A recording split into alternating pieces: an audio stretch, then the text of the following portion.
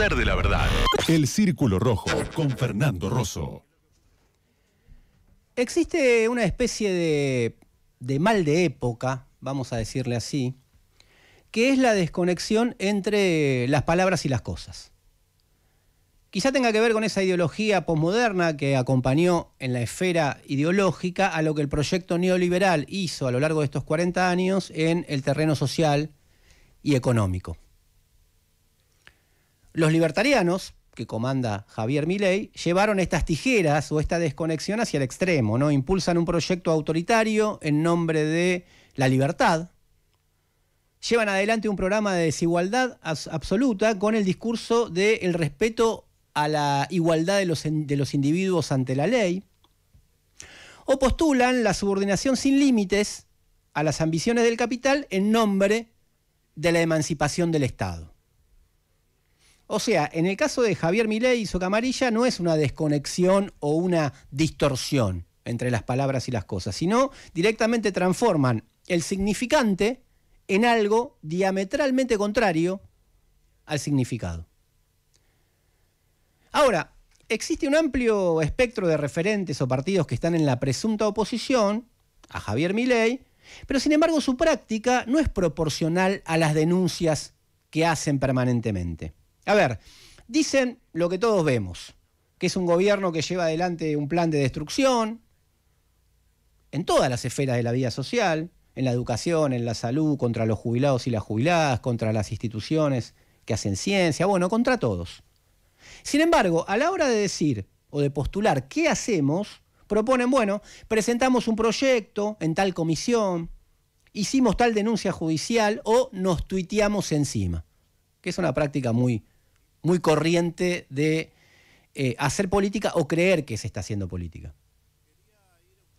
Muchos de esos, especialmente los que venían siendo tanteados como eventuales integrantes de un frente antifascista contra Milei, por ejemplo Martín Lustó, ante el fallo de la Corte Suprema que proscribió a Cristina Kirchner, mostraron la hilacha, para decirlo académicamente. Es decir, se alinearon con un poder judicial que hizo una intervención directa sobre el sistema político, que es el brazo ejecutor, además, de un bloque de poder.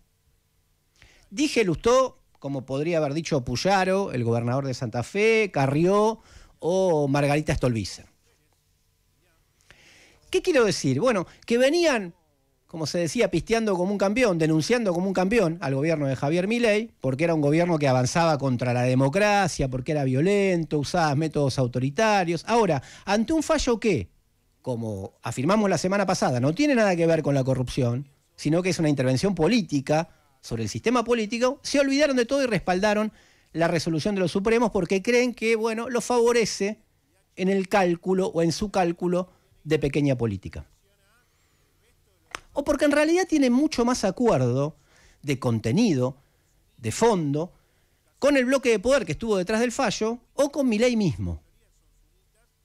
Mucho más acuerdo de lo que muestran realmente en sus declaraciones públicas.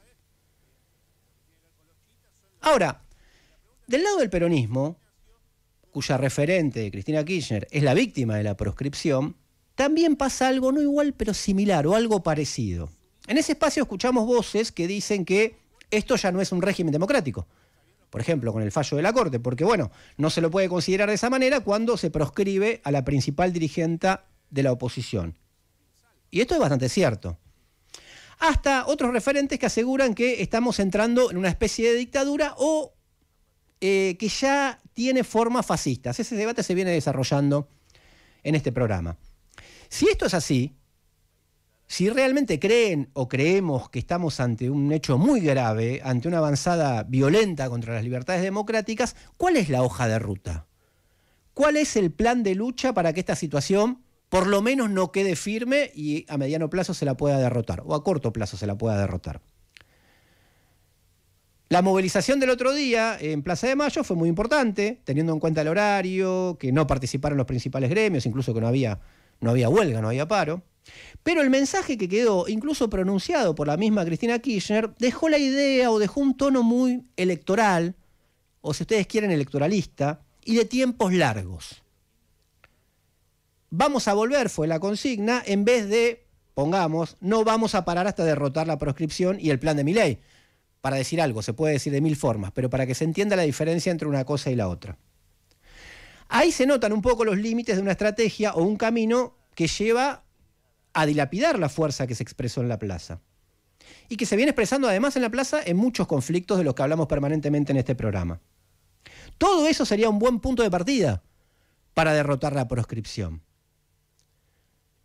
Hagamos un ejercicio lógico para que se entienda un poco el planteo. Si la medida avasalla las libertades democráticas, como no había sucedido por lo menos desde 1983, y es muy grave, la respuesta no puede ser electoral o meramente electoral. Si la respuesta o la propuesta es puramente electoral, quiere decir que la medida entonces no es tan grave. Puede quedar como precedente y desde esta lógica hay tiempo para una espera pasiva hasta que Milei o el plan de Milei se caiga.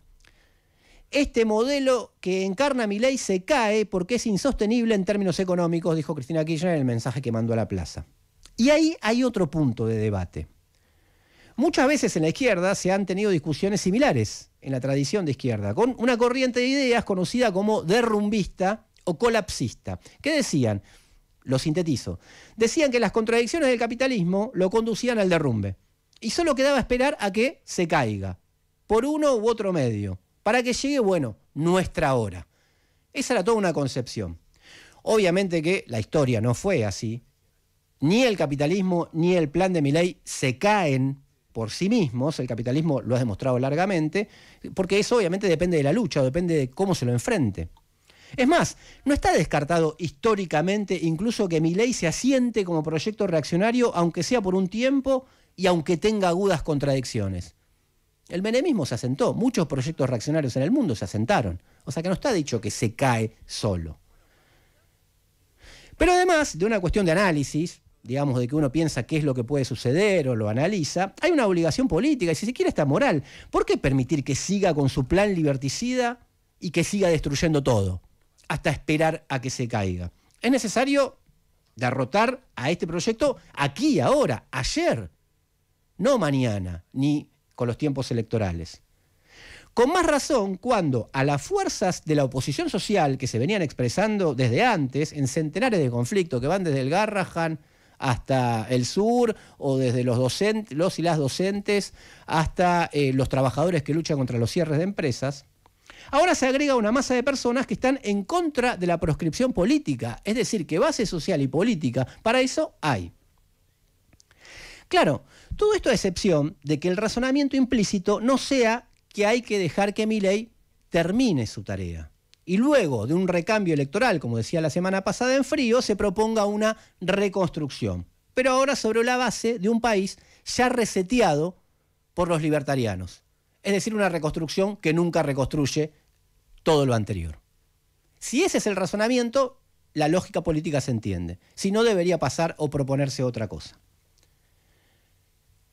Partiendo de la base de que muchos rechazamos la proscripción sin condiciones, sin peros y llamando a las cosas por su nombre, creo que estas son las discusiones que hay que encarar con las personas con las que compartimos las calles contra el fallo proscriptivo y sobre todo con aquellos que quieren discutir un poco contra el signo de los tiempos o de la época y pretenden volver a unir las palabras y las cosas. Que no te gane la